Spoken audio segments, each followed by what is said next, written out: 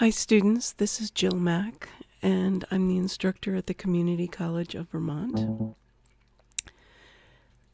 Students know that if they have any questions about this video, they can give me a call, and that all of the documentation for my videos and my training can be found out on JilMac.com. If students are in a recording with me, they know that for their FERPA rights, they know it's as if they are on a field trip. So let's talk about files. And this is for web development. So we're out on the JilMac.com site. And Jill has one L, JILMAC.com. And we're going to click on workshops and classes. In web development, and students know that, let me make this a little bit bigger so you can see it a little bit clearer. Good. Students know that the classes that I'm teaching currently are going to be up on top, and classes that I'm not teaching currently are going to be toward the bottom of the page, so you can kind of scroll down. But here in the web development, previously we learned how to go out to the web textbook and download the files. When we download these files, because there's hundreds of them for the 15-week course, or 12-week if you're in the summer. So when you unzip those files, you're going to put them in a directory. I'm going to bring up my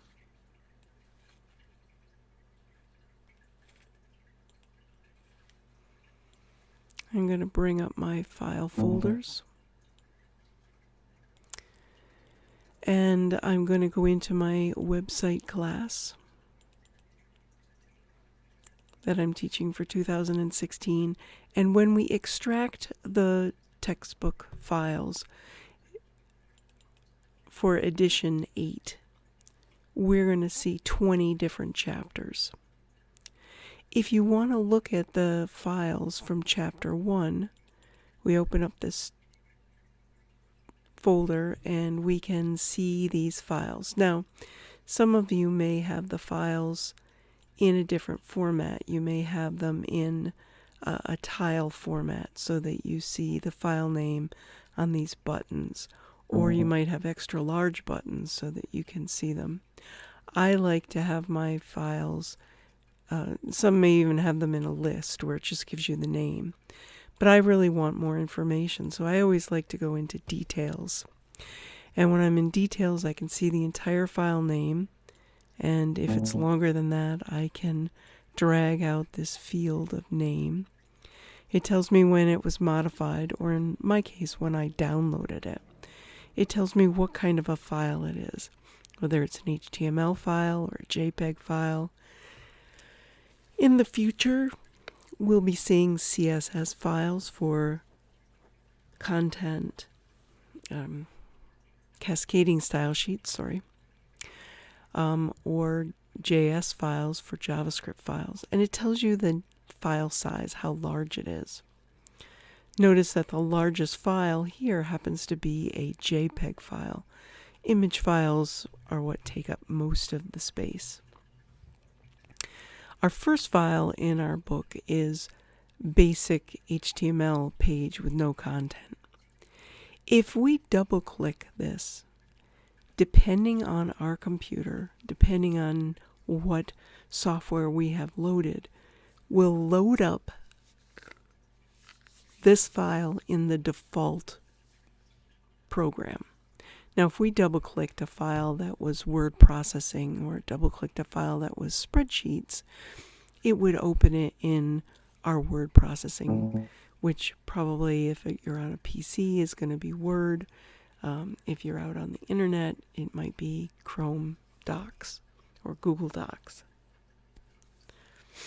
But here, if I double-click this page no content, it's going to bring it up in an editor called Sublime Text, because Sublime Text is my default editor. I've set it up for my default editor as I'm evaluating it.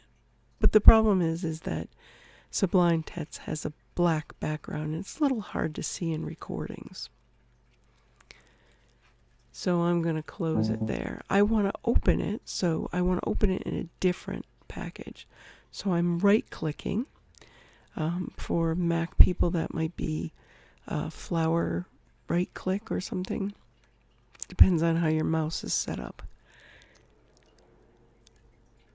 But what I want to do is I want to open it with something.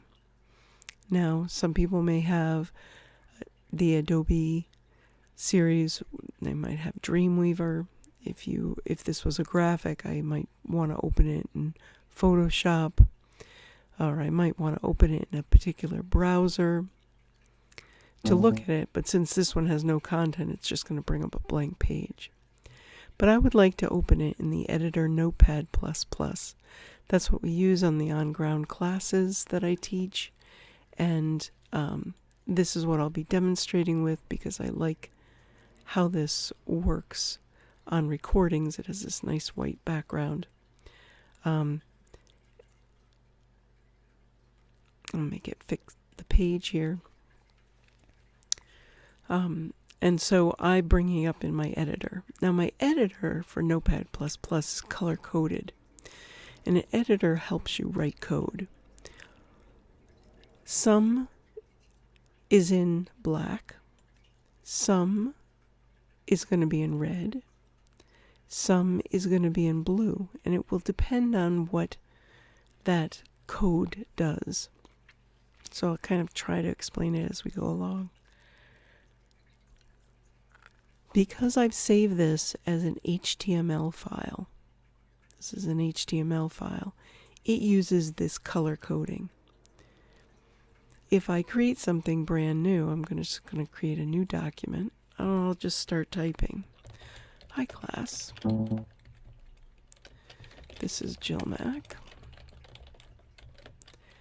and I'm creating a web page. And I can file, save as, and I'm just going to save this down at the bottom. It's just going to save it as text. And I'll put it in my chapter 1, and I'm just going to call this just text. But when I save it as text, everything is black. There is no color coding because text doesn't have any color coding in an editor. If I go back to my HTML, I see all of these colors. So what is this stuff doing? This is a doc type, and it's telling us what type of HTML document. Here we have the HTML tag. And notice how when I click on one, it shows me the closing tag. And basically when you're doing things in code, you have an opening tag and a closing tag. So the opening tag is saying, okay, we're going to do HTML. And then the second statement says the language is going to be English. And then I close my tag. My header is what tells me what the name of the page is. And my body is what physically says this is going to be out on the web page. Now this one happens to have a big green comment. So basically this page does nothing.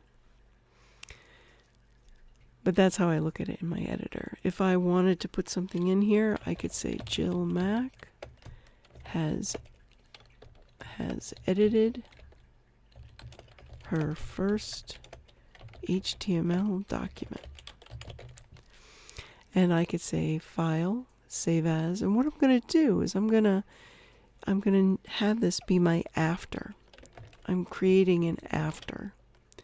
So I had my before, which is up here, this basic page, no content, is my beginning, and this is my after, and I'm going to save this. So now if I go back to my folder, you'll see that I have a basic HTML page that has no content, and I have a basic HTML page with no content after I made those changes. So I have these two. If I want to look at this page, but not look at it in an editor, if I want to look at it, say, in a browser, I can say open, and a browser isn't listed here, so I can say open with, and I'm just going to open it with Google Chrome. So here's my page. The page has nothing on it. I'm going to go back. I'll just reduce this. And I'm going to go back to this after, and I'm also going to open it with the same thing, Chrome. So here is my page with the content. That's what I typed in. This is the page that has no content. And notice up here, it's telling us that the file is being read from the C drive, which means nobody can see this but me, because it's down on my PC.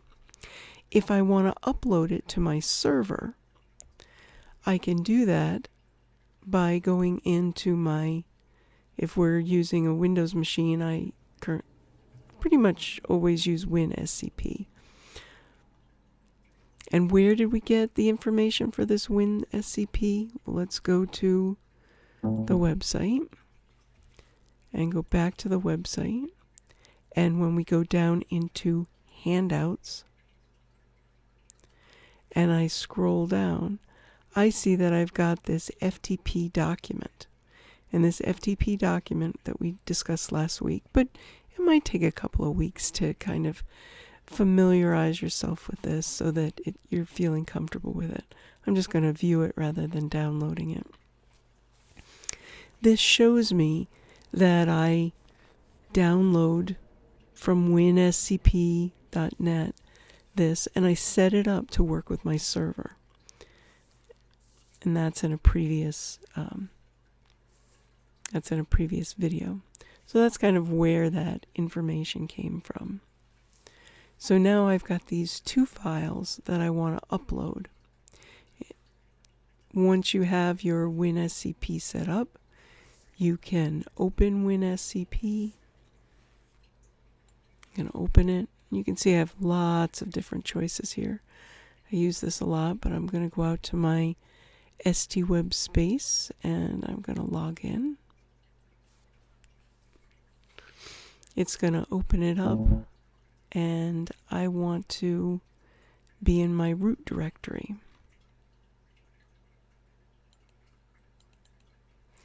So this is my root directory, and I'm just out on JAM. And right now I just have a simple index. So let's look at this again.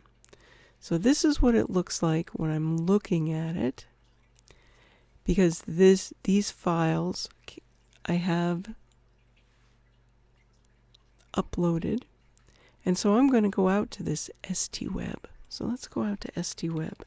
So I go into my URL and I say stweb.ccv.edu. And remember, it lists all the classes that are being taught this semester at CCV. So I'm going to scroll down to the 115 ones. If I'm doing my on-ground class at Springfield, I'm going to be VS. If I'm doing my online class, I'm going to be VO.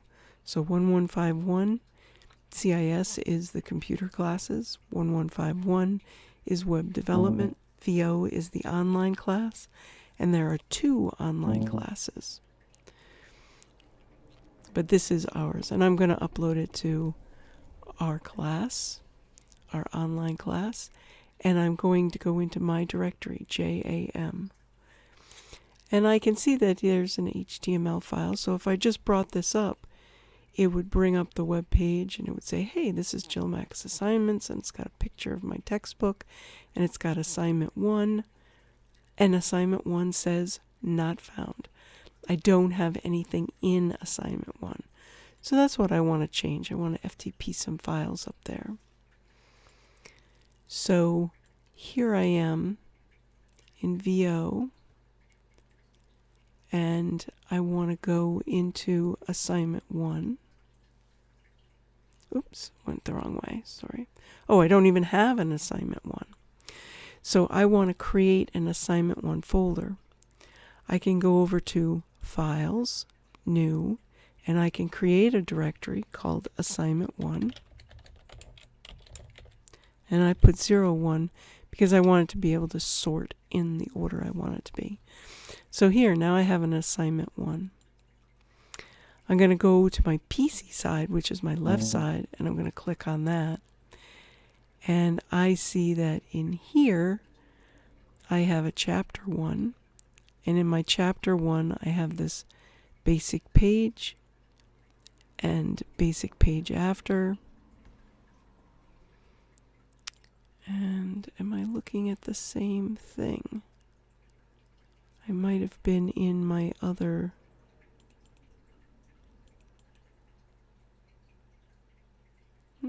They're all the same.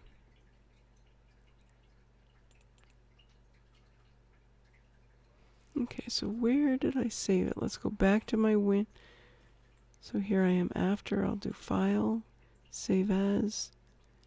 I'm in chapter 1, but I don't know where it is, so I want to go into this, textbook examples, and I put it in chapter 1 in the textbook examples. I didn't put it in, so let's put it in here, and let's go into assignment 1, and now go into a chapter 1, and I'll put it there. So it's, when you're starting to move things up to the web, if you're not feeling comfortable with file management, this is going to give you a little bit more practice, but you can also give me a call and we can walk through it together. Okay, so now I can go back to my WinSCP. So my FTP package down here is a little computer, this blue computer to the pink computer with a lock on it. That's a file transfer. Okay. So here in chapter 1, let's see if I've got the right spot. And open it up again. And here I have my no content after. And here I have my no content after. And let's just copy this and make sure that we put it in the right spot. I want it to be in assignment 1, chapter 1. And I'll just paste that in. So now I have this no content and no content after. So I'm going to go back to my WinSCP. And so now I see the two of them. Here's my assignment 1. And this is my first before and after. Here's my before example. And here's my after example. So I'm just clicking on them and dragging them up. So now when I go back to this out kind of being a user, and I go back to assignment 1, F5, I still don't see anything, even though there's something there. There's something there, but it's not called index. In order for us to get rid of this not found or forbidden error, we have to have one of these be our, we can just rename it and call it index, and I'll just do that. So when you're in your FTP program, you can click on it and right click, and you can rename this, and I can rename this to index. Now, right now, I'm doing it as a capital index because by default, we kind of fall into this English mode where, ooh, it's the first letter of the first word. I must capitalize. Now that I've renamed it, if I open my browser and I F5 to refresh, I still don't see anything here. And I don't see anything because it's capital I. So if I rename this to little I instead of capital I, and I'll explain that in a minute. And now I refresh my page.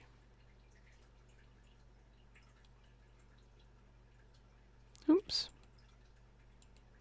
I'm in the wrong one.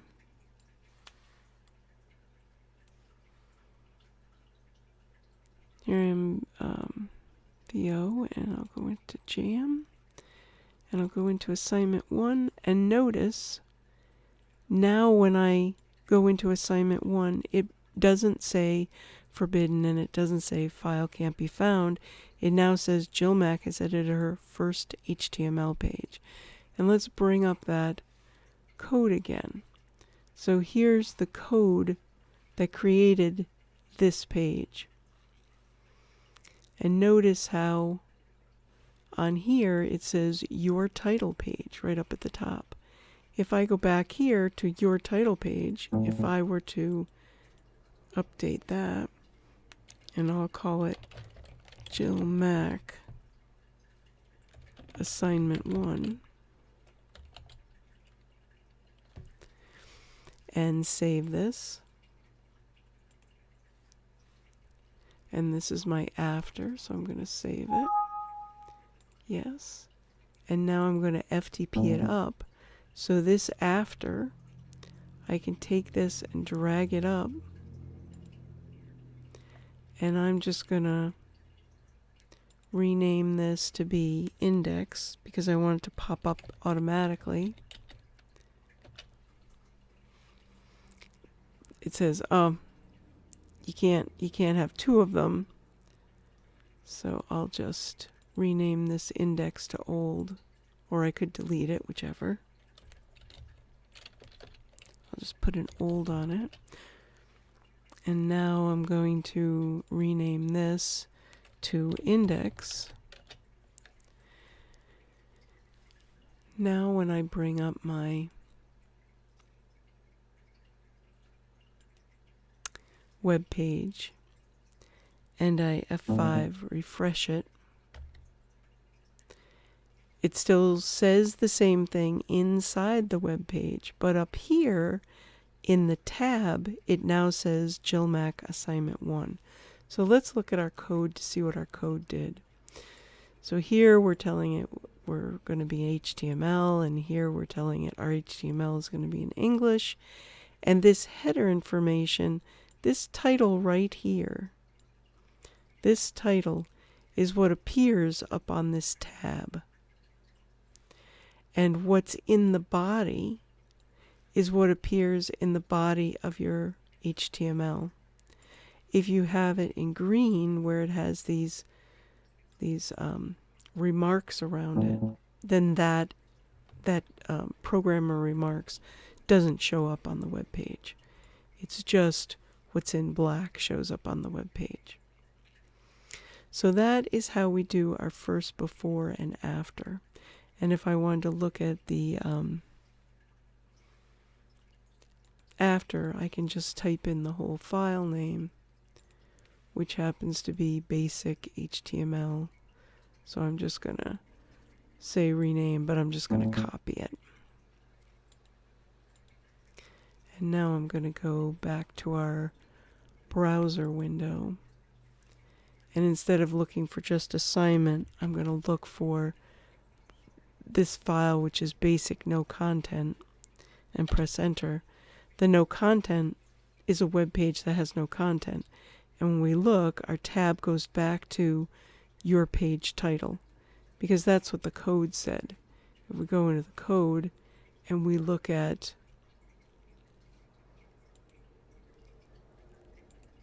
let me just open this no content.